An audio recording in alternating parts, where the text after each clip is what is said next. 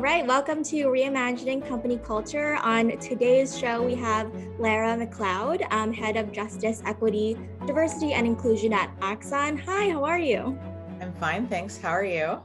I'm good. Thanks so much for being on the show. We're excited to speak with you today. I'm excited to be here. I would love to just dive in, and if you could tell us a little bit about yourself, your pronouns, and what you're excited about working on right now, that would be great. Yeah, absolutely. So again, my name is Lara McLeod. I am the Director and Head of Justice, Equity, Inclusion, Diversity, Inclusion, JEDI at Axon. And my pronouns are she, her.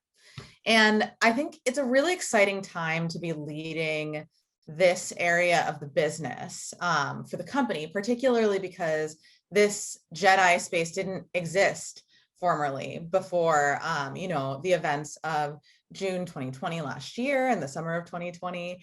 And so what I'm really excited about working on right now at Axon is really just building the holistic long-term strategy and commitments for where we want to go in this work, right? I think Axon is at a pivotal point and kind of at the crux of law enforcement and technology. And so that means that the work that we do in the JEDI space can have real lasting impact, both within the community of our customers and the larger communities that we serve, for all of the locations that we're in when we think about building and enabling a fair and just criminal justice system and law enforcement system, as well as building for racial equity, diversity, and inclusion. And to be able to be at the forefront and to be able to define the vision and the goals for this space long term continues to put a smile on my face every day.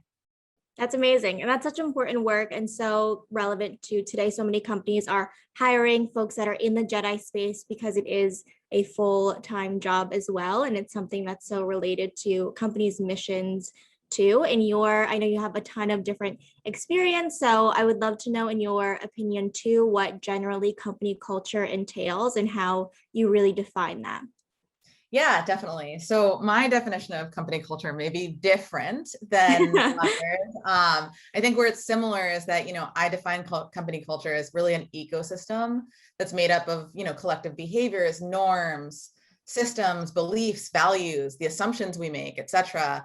But my view of company culture is that it is a company's strategy, right? It's at the cornerstone of the strategy and the foundation of that strategy because it dictates how we essentially unleash the potential and the excellence and engagement of our employees to be able to realize our company's visions and goals and success. So my understanding and definition of it is that it really is the strategy to which we achieve company success. Right. It doesn't just happen. There is a full strategy and intention behind it as well. And it's not, something that just set it and forget it. It's constantly evolving, which is really important too. I'd love to know at Axon specifically what kind of differentiates your culture from other cultures as well, and how you think about that strategy. I know we talked about beforehand how you're a mission-driven company, which is amazing as well. Yeah, definitely. I think that because of the mission to protect life, and because of our strategic goals, they're so human focused and community focused that they really touch every single employee that decides to work at Axon. I know that many companies are mission-driven companies, right? And I think that Axon really lives and breathes that because there's a human element to it of protecting life, of being the bridge between law enforcement and communities, especially underserved communities now that we're focusing on JEDI, that really differentiates Axon's culture in a unique way. I also think that, the way that we look at culture, it is employee-led and business supported. So really understanding that everyone is responsible for culture, is responsible for driving our mission forward in the big ways like product development and their day jobs, and the small ways like how we show up to work, our behaviors, our assumptions, our decisions, everything fits into that. And so it's really a team sport there, and something that everyone needs to join forces and move forward. And I think that passion really comes through for Axon specifically. Yeah, absolutely. And have you seen that shift in terms of what employees want to see, or just in terms of, the culture that is created in this, what we are now in virtual world forced in a way? Yeah, I mean, I think that when it comes to virtual world and that cultural shift, we're all still learning how to adapt to this new world. And by we all, I mean every single business Right. that is forced into this virtual world. I think what we can look back on is that there are some valuable lessons learned, and there are some things around culture that we need to think about differently. It's not the free food and the beanbag chairs and the holiday parties, right? It's something much larger than that. And to figure out how you can connect and create a space of belonging for employees who cannot physically get together, I think that's something that, you know, has been really difficult for all companies as we kind of figure out what the new normal looks like, and also something that can be really beneficial when you think about things like distributed workforce and allowing and thinking about an equity perspective from a culture perspective, right? What does each of our employees need to be equally successful and thrive? And that's going to look different depending on their needs. And now we have a lot more flexibility there. Yeah, no, absolutely. And you mentioned that the kind of job in the JEDI space at Axon didn't exist before June as well. And we're almost at that kind of year mark. I would love to know what a culture of belonging looks like at Axon, and kind of how you think about it, especially with your experience in diversity, equity, inclusion, and belonging, what like that strategy should look like more generally as well. Yeah, definitely. So I think when we're thinking about culture of belonging, the reason we focus on culture of belonging, of course, like in the acronym, there's no B. We don't focus on belonging, we focus on inclusion, because inclusion done consistently, informed over time, leads to that culture of belonging, right? When I say culture of belonging, I'm talking culture of connection and psychological safety, right? To make sure that our employees feel safe being their best authentic selves. And feeling that those selves are valued, they're leveraged. And so that's what we talk about when we talk about culture of belonging. But of course, we're under no disillusions that we are there yet. This work just started. And so a lot that we're doing from a strategy perspective of thinking about the holistic strategy, right? Not just the 2 or 3 things you can get distracted by, right? But figuring out what 5 years looks like from now, and then working back from there to think about what are the foundational pieces we need to put together now? How can we look at the holistic strategy from a standpoint of the entire employee experience? So each point of the employee life cycle, how do we really build that culture, build an equity and inclusion? Because we know those things lead to, you know, diversity, because we have the psychological safety and the equitable experiences to keep diverse talent here.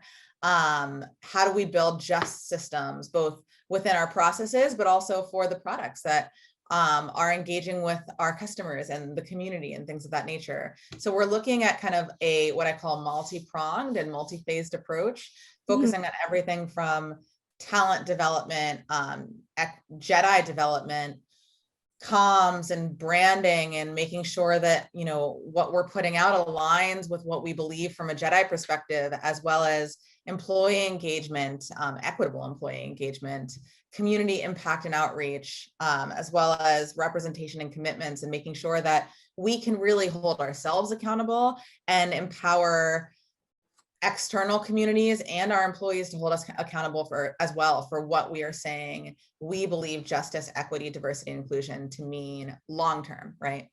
Absolutely. Long-term change definitely doesn't happen overnight in a short period of time, even in a couple weeks or months. It's something that needs to be kind of ingrained in the culture, and something that is, like you said, a company-wide effort that isn't just related to human resources, the JEDI team. It's really everybody, and employees at large as well, understanding kind of why we're in this work and why it touches the different departments. I'd also like to ask, kind of from a holistic perspective too, a lot of companies out in the space have reevaluated their goals post June 2020 as well, and especially after a large kind of amount of tragedy after tragedy we see unfortunately happening. Do you have any kind of advice for folks who are just starting out their strategy, and just like where they should focus on, or how they should think about doing that multi-pronged approach? Yeah, so I think my advice would be similar to advice that I received from a mentor back when I was at Microsoft of, don't try to move the mountain. You know, learn how to dig holes and move the mountain in small pieces, and then take those wins when you get them, right? This work is work that we're never going to be able to say like, okay, we're done, right? Like we're working on something that is multi-generational. And so we have to be in it for the long haul. We have to know when to give ourselves grace and to, think long-term, but take pride in the short-term wins. I would also say that with the moving the mountain metaphor, there's a lot in the JEDI space in general, DEI, social justice. There's too much to tackle. And oftentimes what I see from a company perspective is just a general, we believe in diversity, equity, inclusion, right? Without kind of thinking about what the scope is that that company can take. What's your corporate social responsibility identity, right? And how can you move the narrative forward in whatever space your market, your products are?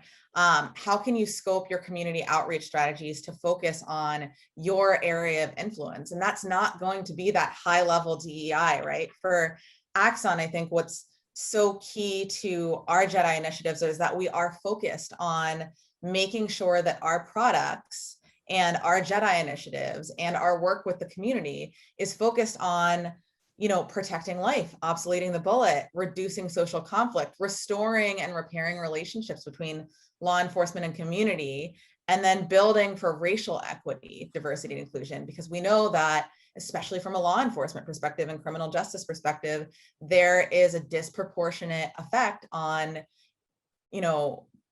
people of certain racial backgrounds or underserved communities. And so we want to focus on racial equity because we know it's needed in this space. And so my advice would be to not get sidetracked, right? So focus on the foundational things that you can do, understand that this is going to take a long time. And so plan for the 5 years. And then after you get like maybe 3 years in, plan for the next 5 years. And then on top of that, really focus in and hone in on what your corporate voice is in this space and how you're going to move it forward based off of that specific scope.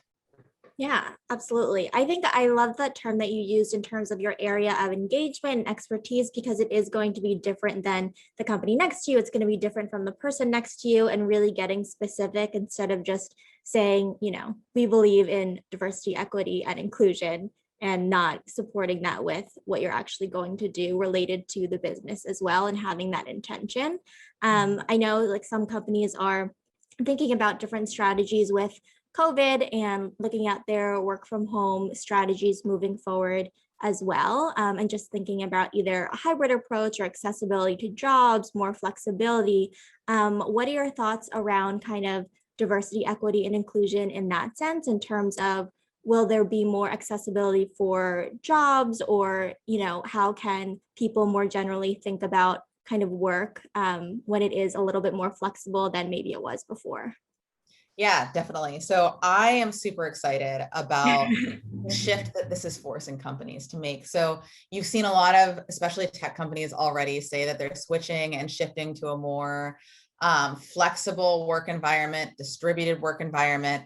I think that this is actually a huge equity play when we think about the talent and how we serve each person's needs and each employee's needs. I can speak from personal experience that it was by no means my expectation or want to move to Seattle. I moved to Seattle because, frankly, the company forced me to, that I was working for at the time. Yeah. And I moved as a Black woman. I moved across the country, away from my support system, away from my community, and to a, frankly, very majority white community where I felt completely ostracized and othered. And so if you think about, the shift after COVID and the new normal, we're already seeing that it's no longer acceptable to ask people to leave their communities, right? And move to, in tech areas that may not have people who look like you. And so from that perspective, I think that we need to really actively listen to what each of our employees want. We need to start having the conversations of not when do we go back or what jobs could be remote, but what jobs have to be in the office, right? And then from there, figuring out that flexibility. I also think that, COVID in general has really made the corporate sphere have a reckoning with mental health, right? Mental health is something that I truly believe we've all been suffering from a while, from a standpoint of social media, anxiety, And we've learned to mask these things and to not talk about them because they're stigmatized. And so now in this new normal with people being at home and engaging with screens, we as companies need to solve for that. We need to figure out how we can maintain the mental health of our employees regardless of their working environment, if they're remote, if they're hybrid, if they're in person. Because a lot of the issues that are coming to light during this period are not new. They're just highlighted because we're all at home and we're experiencing the more acute versions, and or we're paying attention more because we're not moving so fast and going from thing to thing to thing. We're sitting and we're having to be still for a second to really reckon with a lot of the things that we were experiencing and kind of pushing to the side to begin with. Yeah, no, absolutely. And I appreciate you sharing your personal story as well in terms of moving for the company and changing environments and just how that has affected just all aspects, not just professional life as well, because they all really are melding into one sphere. And you mentioned employee listening and just getting in feedback from employees. What do you see as the value of getting feedback from all employees and really also trying to get the voices of historically marginalized communities as well from that employee feedback to make sure that everybody feels, like you said, too, psychologically safe giving that feedback? Yeah, definitely. So I cannot stress the importance of value feedback from employees, right? We make a lot of assumptions because we're humans and we assume that the majority will have the same beliefs as we do, but we're seeing the world through our own lens that is not at all the lens of everyone else, right? We're all the heroes and the main characters of our own stories. And so from that perspective, if we want to create an equitable environment, not an equal environment, right? Let's be honest about that, to say that we're not focused on giving everyone the same thing. We're focused on giving everyone what they need to be equally successful in the long run. And so from that, we need to consider what people need. And you can't do that without listening to them, right? And without getting that feedback.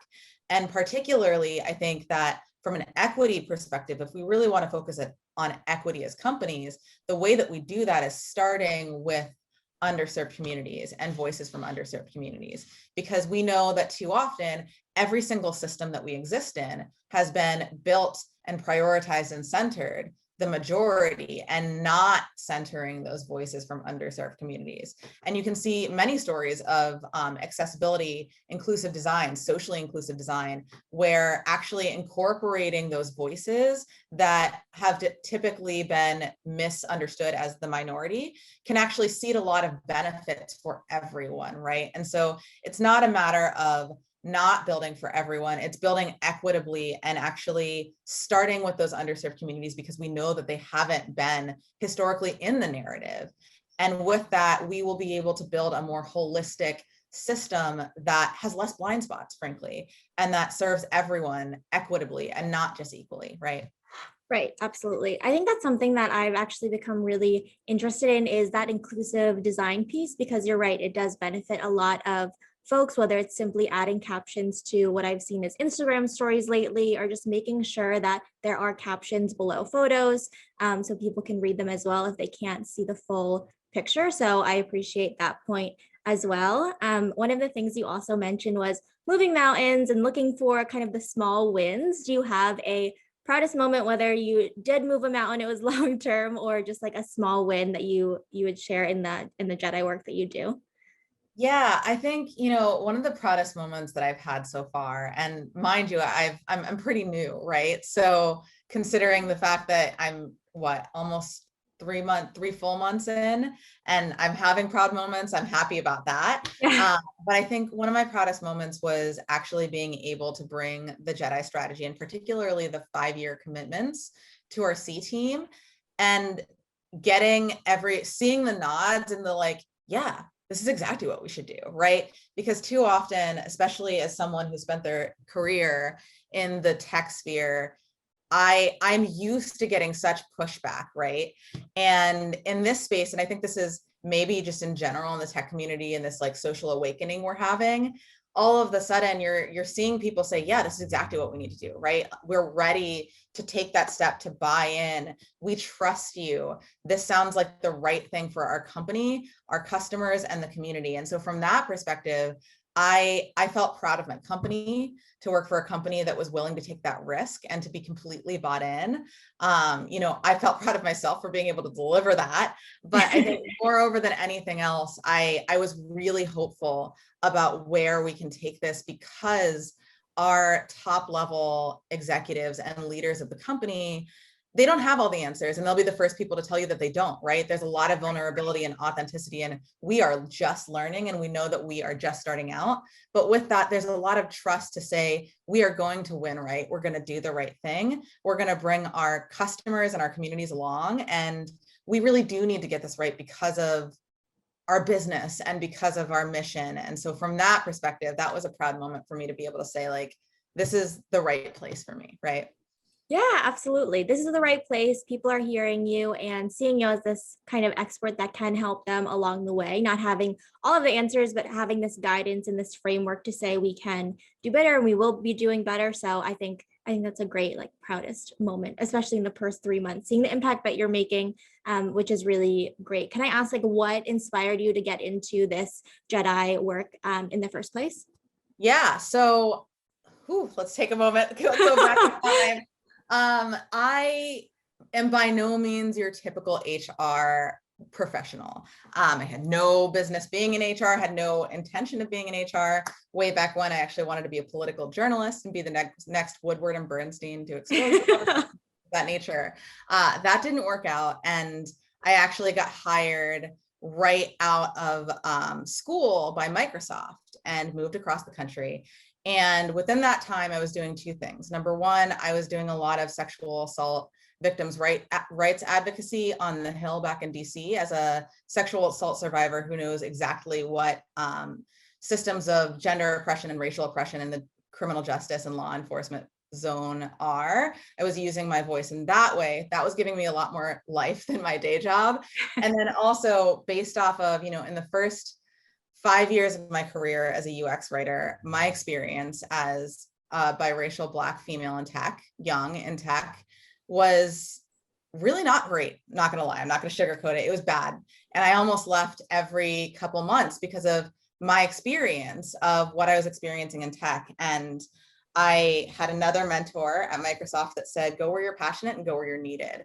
And so what I was passionate about is using my story, but also using what I've learned through my experiences to be able to make sure that doesn't happen to other people. Mm-hmm. And then where I was needed, that happened to be right around the time where, DEI became the quote unquote sexy term. And there was a lot of reckoning at Microsoft with, having a lot more DEI workplace culture positions, PMs pop up in product.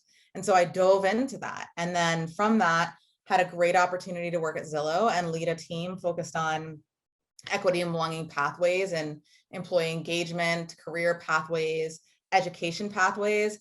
And that spoke to me as well from someone who is very open with the fact that, I have had my own mental health journey based off of my complex PTSD from previous experiences, and to be able to learn about that, incorporate my social psychology work from college and in order to teach employees about what was going on.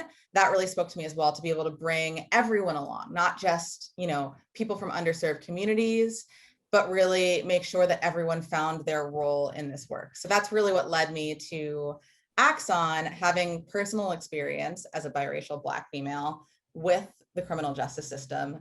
And then also in tech, it just seemed like the perfect opportunity for me to really marry my two worlds in a way that can have really fantastic impact, I believe, in the long term.